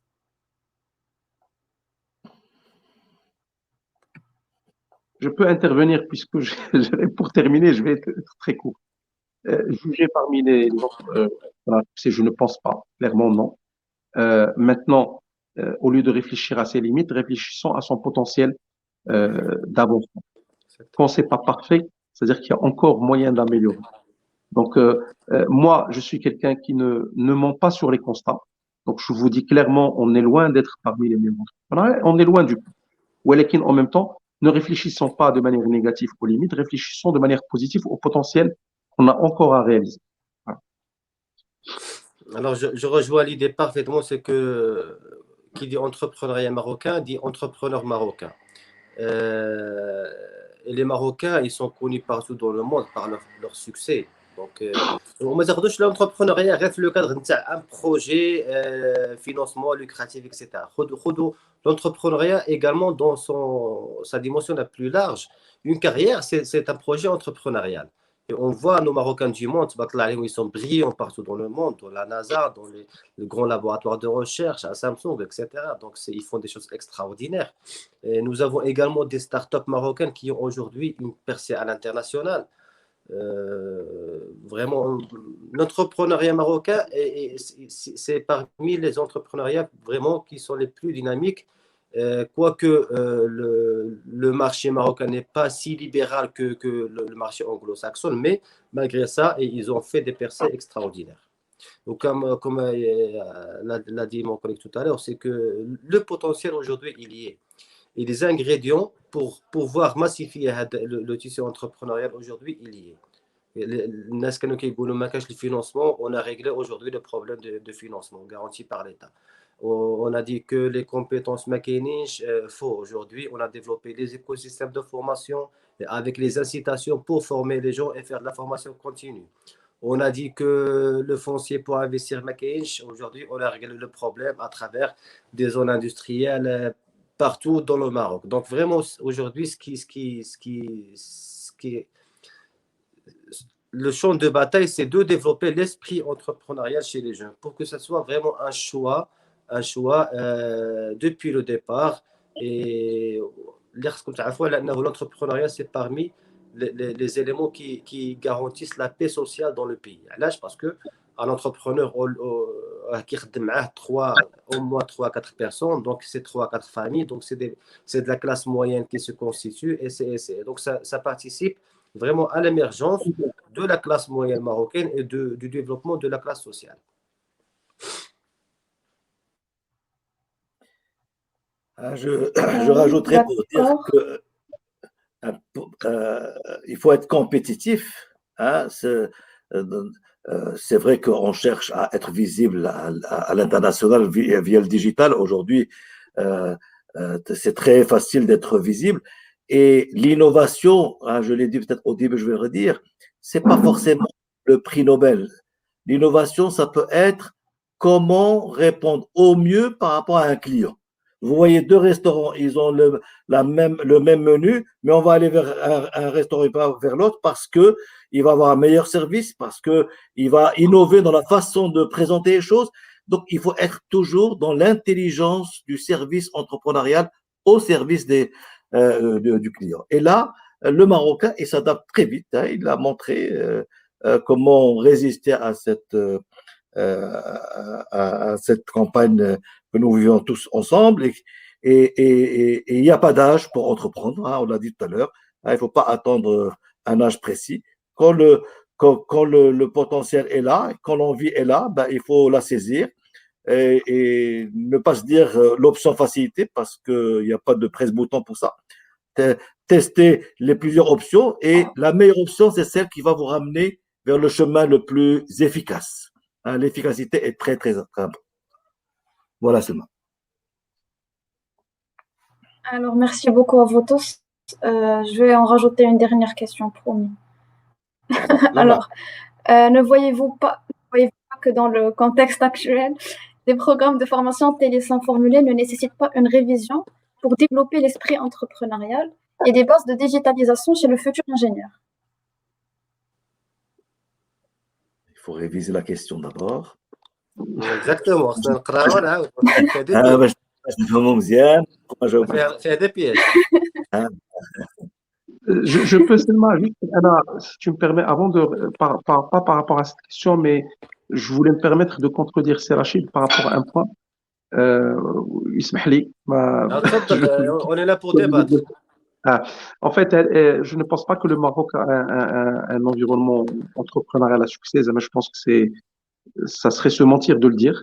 Même des pays aujourd'hui comme le Kenya ou le Ghana, en termes d'environnement entrepreneurial, de capacité de ces entreprises à se développer à l'international, de capacité de lever d'argent, de chiffre d'affaires réalisé, de marché on va dire accéder, je pense qu'ils nous dépassent. باش نكونوا honnêtes. يعني ما غاديش نكذبوا على راسنا. On a un potentiel, mais dans la réalité aujourd'hui, et tu l'as, enfin probablement tu l'as aussi effleuré en disant que le Maroc n'a pas un climat de réglementation qui favorise l'émergence de start-up et l'émergence d'innovation. Et on a beaucoup de lourdeurs administratives, on a beaucoup de lourdeurs réglementaires. On est dans une économie qui se protège elle-même et qui se perpétue dans sa forme existante. Et se perpétue grâce, d'une certaine manière, à une réglementation dans le domaine bancaire, dans le domaine télécom, dans le domaine de l'assurance, dans beaucoup de domaines qui bloquent, d'une certaine manière, l'émergence de nouveaux acteurs. Même dans le domaine de transport, on a vu Uber venir au Maroc et partir après 2 ans. Donc, je pense que il y a beaucoup de choses à améliorer. On a de bonnes graines en termes de compétences, on a de bonnes graines en termes d'idées. On commence à avoir un certain nombre de mécanismes de financement qui commencent à se créer. Je vais juste quand même rappeler qu'il y a la CCG qui donne des subventions jusqu'à hauteur de 200 000 dirhams, qu'il y a un prêt d'honneur, donc sans intérêt, qui est donné par la CCG qui est à hauteur de 500 000 dirhams, qu'au-delà de Ntelaqa, il y a aujourd'hui un certain nombre de fonds d'investissement qui ont commencé à se structurer et qui peuvent donner jusqu'à 3 millions de dirhams, voire plus, pour financer des projets plus matures. Donc, Hedchi, déjà, il commence à se structurer. Nous honnêtes, je pense qu'en termes de classement, même au niveau mondial, quand on voit les indices principaux, que ce soit du World Economic Forum ou des Nations Unies, je pense que on devrait être mieux noté. On est au-delà de la position 100, on devrait plutôt être dans les 50, en tout cas dans les cinquantaines en termes de classement. Mais ça, c'est juste pour dire que je pense qu'il y a encore du chemin à faire. Maintenant, il y en aura toujours. Et il y en aura toujours, exactement. Réma, alors, les succès, on n'a pas encore aujourd'hui. On est des pays comme la Jordanie, ils ont déjà eu des boîtes qui ont été achetées par des grosses boîtes à la Silicon Valley à plus de 200 millions de dollars. On n'a jamais eu au Maroc des transactions importantes qui se sont faites à ce niveau-là. Donc, Mazel, je pense qu'on est sur le bon chemin. Si on persévère. Maintenant, pour la question, ou là peut-être je laisserai les collègues répondre. Après, لا هي الخبر ديال كاس زهير elle est pertinente. Je vous partage l'accord. انا نشوف durant واحد 10 dernières années نكون تلاقيت مع واحد plus que 1000 entrepreneurs, 1000 porteurs de projets, منهم à peu près une vingtaine, 20% qui ont concrétisé le projet. Et l'avantage de traiter avec les investisseurs, c'est que toujours ils vous poussent d'aller à l'avant, toujours ils vous challengent, toujours ils sont pas satisfaits par rapport à ce qu'on offre. Mais le Maroc aujourd'hui, il faut comprendre quelque chose, que il y a une vingtaine d'années, depuis vraiment l'ouverture du Maroc sur le monde, il a compris qu'il doit travailler sur son climat des affaires. Il a travaillé sur les 4 F: la formation, la fiscalité, le financement et le foncier. Et Dieu sait que ce sont 4 chantiers qui sont très, très, très, très sensibles et très, disons, compte tenu de l'historique qu'avait le Maroc sur son écosystème entrepreneurial, Donc, c'était vraiment des chantiers très importants et qu'on a fait des avancées très, très importantes. Certes, on n'est pas vraiment au top mondial et on ne le sera peut-être jamais, mais aujourd'hui, on est sensible par rapport à ça. Le revers de la médaille, c'est que l'économie marocaine qui n'est pas vraiment à l'émergence de ce type de projet, surtout les startups, on le reconnaît, c'est la prédominance de l'informel. Et l'informel également chez le secteur formel, parce qu'on est encore loin des pratiques à l'international en termes d'éthique, en termes de fonctionnement de l'entreprise pour qu'on ait vraiment avec l'équilibre entre avec la startup et ses concurrentes qui ont des années sur le marché. Donc, il y a encore, il y a encore beaucoup de travail à faire dans les deux sens, mais je pense qu'on a compris aujourd'hui que le chemin, il y est. Rien que la réforme, en termes pour le traitement de l'acte d'investir, d'imposer vraiment un délai. Les administrations, une fois que le délai, ça y est, c'est compté favorable pour l'investisseur. C'est un choix qui n'est pas facile, mais aujourd'hui, il y est et l'administration l'a comprise pour pouvoir vraiment aller de l'avant et traiter encore une fois de nouveaux sujets qui font mal à notre tissu économique. Il n'y a pas de souci. Un des points que tu as évoqué, c'est Rachid, ou le point de l'entrepreneuriat comme étant un moyen d'acheter la paix sociale. Ça, c'est, encore une fois, là aussi, c'est une vision très court-termiste. Il faut qu'on ait un entrepreneuriat d'espoir et non pas un entrepreneuriat de désespoir. Il faut qu'on ait un entrepreneuriat qui crée de la valeur et non pas un entrepreneuriat qui achète la paix sociale. Je me permets d'être, je suis à l'objectif, c'est vraiment de sortir de la logique où on fait l'entrepreneuriat par défaut parce qu'on a des problèmes, pour résoudre des problèmes. C'est comme هذاك السيد باش نعطي المثال ديال l'entrepreneur, c'est comme هذاك السيد اللي ما لقاش الخدمه وكيدير l'entrepreneuriat باش يبريكولي. En résumé, خصنا نخرجوا من هذا le modèle ديال la personne qui a une très belle carrière devant lui et qui va partir faire l'entrepreneuriat pour réussir quelque chose d'encore plus grand. انا بالنسبه ليا هذا le deuxième modèle هو اللي خصنا نكثروا منه ونطلعوا منه لان c'est ça qui va permettre la réelle création de richesse qui va pouvoir لان المغرب ما نساوش واحد القضيه انه واخا نفرقوا la richesse ديال المغرب على المواطنين كاملين on sera pas tous riches mais on sera tous pauvres ou là moyennement pauvres. Donc le vrai souci c'est un souci de création de richesse. Il faut qu'on arrive à trouver des entrepreneurs qui peuvent demain être un équivalent de, si c'est pas Facebook, machin, etc., au moins un équivalent des sociétés d'un certain niveau qui créent de la richesse au niveau national, qui arrivent à créer de forts bassins d'emploi, mais chez des similitudes, et c'est ça qui va faire en sorte que ce soit au niveau des pouvoirs publics ou là au niveau des grands investisseurs, la donne va changer. Le débat est long, je vais essayer de répondre à la question parce qu'on on est d'accord. Aujourd'hui, l'entrepreneuriat, c'est un moyen important pour réveiller le potentiel de cette jeunesse et on a eu plusieurs fois l'occasion pour prouver, alhamdoulilah, ils ont un fort potentiel et notre rôle, c'est de le faciliter. Alors, par rapport à la formation, dès la rentrée prochaine, le ministère de l'Enseignement supérieur est conscient de la chose. Il y a la mise en place du bachelor. Le bachelor qui va remplacer progressivement la licence, il va être déployé en 4 ans.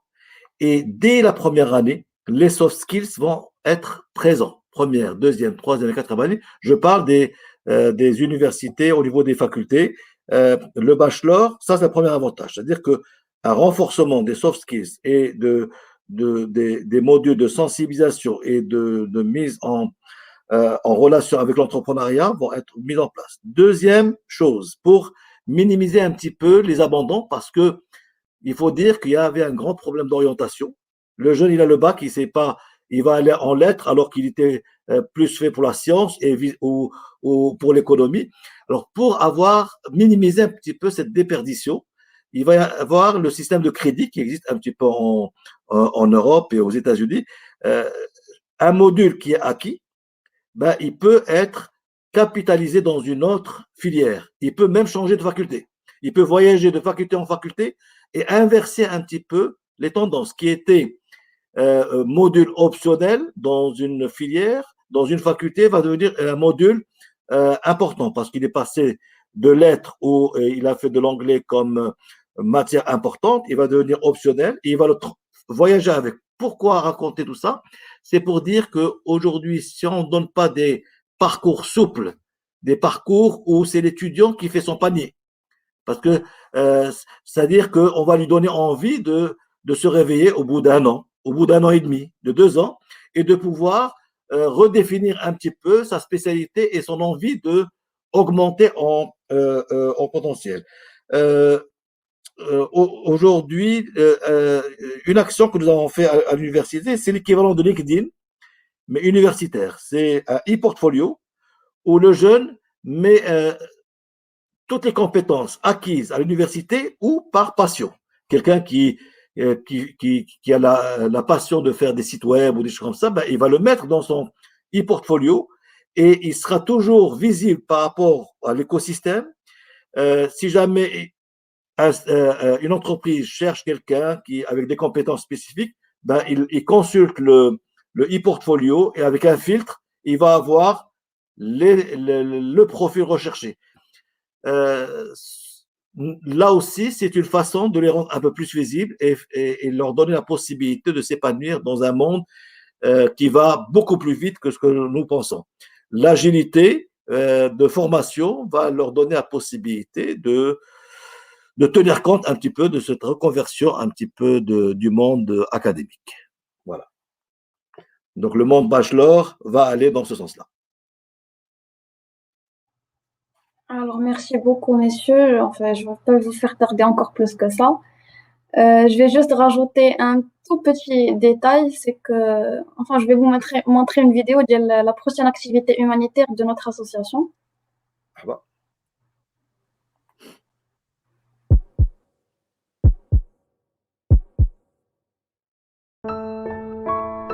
We need humanity.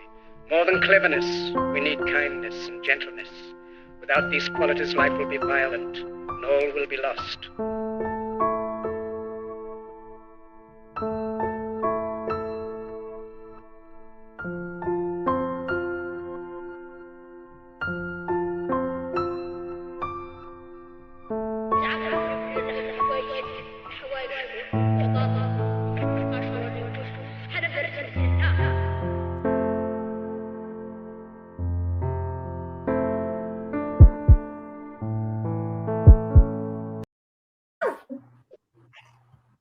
Alors, comme vous avez vu, la caravane aura lieu juste avant Ramadan. Au Douar et Saïd, région de Khnefra Bni Mellal. Cette caravane nous permettra la distribution de provisions alimentaires, d'habits, de produits nécessaires au quotidien, ainsi que la réhabilitation d'une école et d'une mosquée. Donc, prière à tous qui pourront nous aider de contacter, même aux participants, et merci bien. Donc, je vous incite à donner un mot de clôture, si vous voulez, pour clôturer l'événement. Si quelqu'un voudrait dire quelque chose. Si tu permets, Selma, d'abord, encore une fois, je vous remercie. Ce que vous avez fait est un vrai acte d'entrepreneuriat. Et ce que vous allez faire, Inch'Allah, dans quelques semaines est aussi un acte d'entrepreneuriat. Je pense qu'on a besoin de plus en plus d'un entrepreneuriat qui agit, qui n'attend rien de personne, qui impacte et qui arrive à construire avec ce qu'il a. Entre parenthèses, pour l'histoire des études, je vais aussi dire un dernier mot en disant, en fait, si vous êtes étudiant, n'attendez rien. Ce qui est en train d'être fait est extraordinaire, en même temps, soyez maître de votre destin, apprenez ce que vous devez apprendre. Le système d'éducation de masse, tel qu'il a été conçu il y a 300 ans, il va de toute façon changer. Vous devez, et ça fait partie de ce qui est en train d'être fait, choisir votre parcours, choisissez les compétences que vous devez apprendre et essayez de les acquérir là où elles se trouvent, parce qu'il y en a. Il y a la possibilité de développer ces compétences. Je terminerai en disant 4 mots que je dis assez souvent dernièrement. C'est أول حاجة ثقوا في راسكم. كل شيء ممكن. كاين معامل. ويد الله مع الجماعة. Donc Allah يوفق et bon courage dans votre aventure étudiantine, entrepreneuriale, salariale, et prenez vos destins en main. Merci beaucoup, monsieur. Alors de ma part également, je tiens à vous féliciter pour le choix des sujets. Donc, si vous avez choisi le sujet, c'est lié pour quelque chose, ça veut dire que vous êtes motivé pour aller de l'avant et faire un pas vers l'entrepreneuriat. غير اللي بغيت نقول لكم سي كو ما تاخذوش l'entrepreneuriat encore une fois في l'échelle court-termiste ديالها يعني un petit projet. L'entrepreneuriat c'est vraiment c'est quelque chose de très très large. Ce que vous avez montré tout à l'heure c'est un projet d'entrepreneuriat social et solidaire et c'est quelque chose également de très important pour notre pays. Une carrière professionnelle c'est un projet entrepreneurial qui se gère. Donc l'essentiel c'est que vous ayez une vision et vous ayez un plan de carrière devant vous et faites-vous adhérer avec vous des parties prenantes. Aujourd'hui, on est avec vous. Son point d'intervention peut vous aider un jour ou l'autre, mais également essayer d'élargir le périmètre des parties prenantes. Inch'Allah, je vous souhaite un très très franc succès et au plaisir de vous revoir Inch'Allah en présentiel. Ou là ailleurs. Ou là, j'ai tout l'oriental, on est prêt à vous aider, à vous accompagner, ou là au moins pour vous faire goûter le dîner à l'oriental. On m'a dit, vous m'accompagnez, Inch'Allah. Merci beaucoup. À mon tour, grand bravo aux jeunes pour le choix du panel et le choix du sujet. Et le fait d'organiser, c'est déjà un acte entrepreneurial, hein, c'est-à-dire que vous rendez service à l'écosystème. On a parlé librement, malgré qu'on soit en live sur Facebook. En général, je ne me réécoute pas, mais tout a été dit, c'est l'essentiel. L'associatif, c'est très important. Ce que vous avez montré là comme vidéo, franchement, ne ratez aucune occasion d'être utile dans l'associatif, monter des associations. C'est là où vous apprenez le terrain, parce que les études, c'est une chose, et le terrain, c'est vraiment la réalité. Et un dernier conseil aux jeunes, vous savez, quand on a l'occasion de passer des entretiens, les CV, ils se ressemblent tous. Et souvent, on s'intéresse à la dernière partie du CV. Lorsque vous avez libre accès aux divers, qu'est-ce que vous avez fait dans l'associatif? Est-ce que vous étiez entrepreneur? Est-ce que vous êtes innovant? Et franchement, c'est là où on a une accroche pour avoir le déclic, pour retenir ou faire une aventure avec un jeune ou une jeune qui aborde soit une carrière entrepreneuriale ou une carrière professionnelle d'une manière générale. Donc, tracez vous-même votre carrière. Évitez d'être conforme aux voisins. Hein, essayez de chacun apporter ce déclic. Vous avez cette possibilité. Nous croyons en notre jeunesse. Alhamdoulilah, on a ce métier de partage. Chaque année, on essaie de faire de notre mieux pour pouvoir donner un souffle nouveau à ces jeunes. J'espère, ces Zoher et ces Rachid, on va se retrouver très très vite, Inch'Allah. L'expérience a montré que souvent on est invité, c'est-à-dire que ce panel se marie bien. Donc, on va poursuivre. Ça veut dire que, alhamdoulilah, on a des choses à raconter et on est fiers d'être utile un petit peu à notre société. Alhamdoulilah. Merci beaucoup à tout le monde. Merci à tous nos invités. Notre événement et notre forum arrivent malheureusement à leur fin. En tant que responsable forum du bureau exécutif de la MEA et au nom de toute l'association, je tiens à remercier tous nos conférenciers pour cette belle expérience d'échange et de partage. Nous avons été très heureux de pouvoir aller à votre rencontre et vous remercions pour avoir fait de ce forum un exploit. On ne serait pas là sans vous, honnêtement. Merci alors à vous tous, à nos chers téléspectateurs. Un grand merci aussi au bureau exécutif qui a fait d'énormes efforts et aux membres de l'association qui n'ont pas hésité de nous aider. Et j'espère que le forum était à la hauteur de vos attentes. Bonne soirée à vous tous et merci encore une fois. Bonne soirée. Merci beaucoup. Au revoir. Au revoir.